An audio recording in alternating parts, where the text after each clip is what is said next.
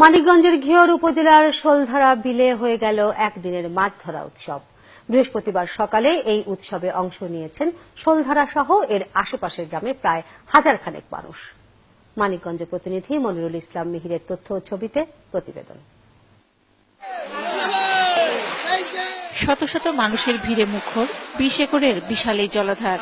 মাছ পাচ্ছেন কিনা এ নিয়ে কারো মাথা ব্যথা নেই, তার চেয়ে বরং উৎসবটাই উপভোগ্য। দূর দূরান্ত থেকে যারা আসছে তারা অনেক বড় বড় মাছ পাইছে, রুই, কার্পু, বোয়াল, বাট আমি পাইনি, কিন্তু ওদের খুশিতে আমি অনেক খুশি। প্রতি বছর কার্তিকের একদিন মানিকগঞ্জের ঘিওর উপজেলার শোলধারা বিলে মাছ ধরা উৎসবে মাতেন এলাকার মানুষ। পলো আর বিভিন্ন ধরনের জাল দিয়ে ভোর 6টায় শুরু হয় মাছ ধরা, চলে 2 ঘন্টা।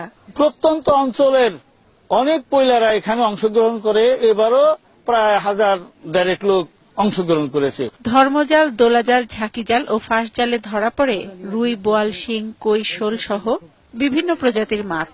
শিকারীরা জানান, শখের বশেই মাছ ধরতে আসেন তারা। পলো বাইছে নামছে 1 ঘন্টা যাবত, অনেক মানুষ অনেক মাছ পাইছে এবং আমরাও পাইছি। আমাদের এই গ্রামে এই পলো বাইছ হয়েছে, আমরা অনেক আনন্দ পাইছি, আমরা অনেক মাছ ধরেছি। মানিকগঞ্জের শত বছরের ঐতিহ্য ধরে রাখতেই এই আয়োজন করা হয়।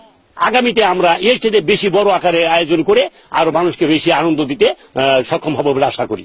আগের মতো আর তেমন মাছ পাওয়া যায় না বিলে, তারপরও উৎসবে অংশ নিতে মানুষের আগ্রহের কমতি নেই।